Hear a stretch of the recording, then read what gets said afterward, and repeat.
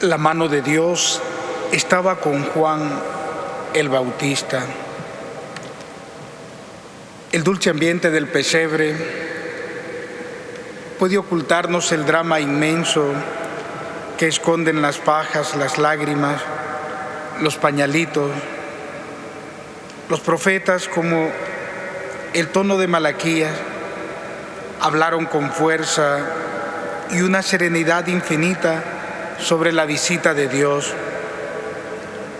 Y esto es bueno recordarlo para no trivializar la Navidad en solo el despliegue de ternuras humanas, de lazos gratos o de antiguas amistades que se reúnen.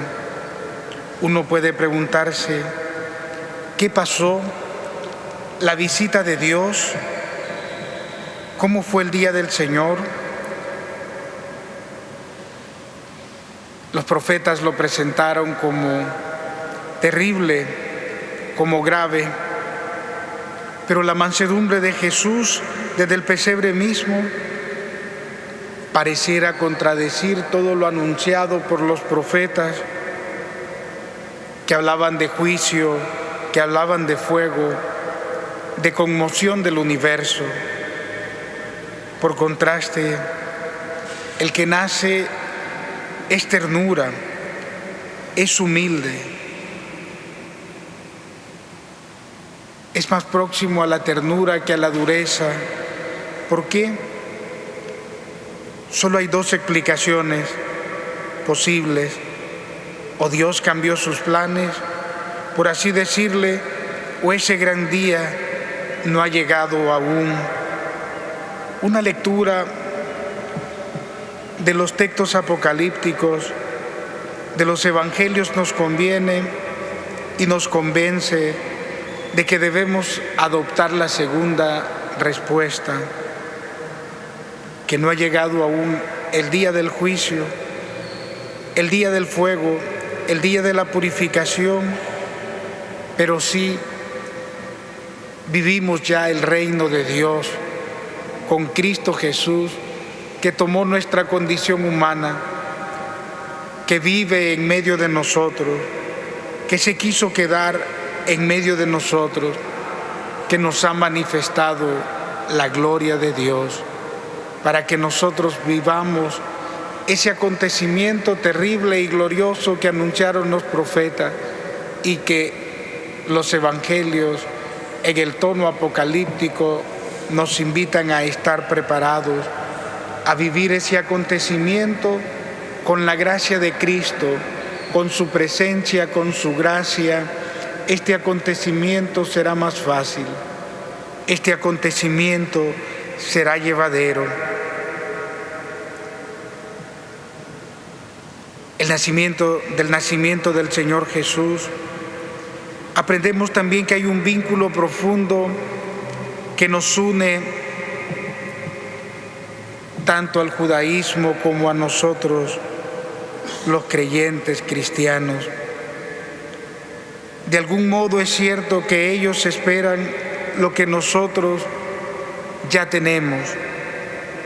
El día grande es objeto de esperanza de nuestros hermanos judíos y es día también de esperanza cristiana para nosotros, porque Él ya está en medio de nosotros. Él ya vino. Aunque para nosotros hay una perspectiva y un conocimiento que proviene de la revelación de la palabra en nuestra carne, ellos todavía lo esperan. Puede ser en ese día terrible y glorioso. Nosotros también esperamos al Señor en su segunda venida, pero mientras tanto, Él vino, tomó nuestra condición humana, participó y dignificó al género humano para que estemos preparados para ese acontecimiento. La Navidad es el tiempo para vivir en gracia, para vivir el hoy de la salvación, para vivir con Él, para estar con Él, y estando con Él estaremos preparados para esa segunda venida, como nos hablaba el profeta en la primera lectura. Se llamará Juan. Hasta cierto punto Juan el Bautista retrata más de cerca la terrible llegada del día del juicio. Su palabra va en esa línea sin duda. Decía a las multitudes que acudían para que los bautizara: conviértanse, no podrán huir de la ira que vendrá. Den frutos de arrepentimiento. Así hablaba Juan el Bautista. Juan el Bautista nos prepara para el nacimiento del Señor, pero también nos prepara para responder al Señor en el juicio final, descubriendo a Cristo nuestro Señor.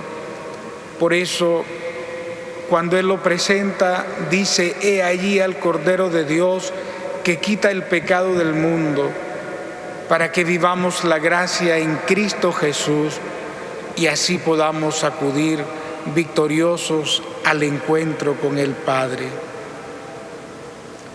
Juan es su nombre. Zacarías evita que el niño se llame como él. Este nombre, Johannes, significa algo así: la gracia o la misericordia de Dios.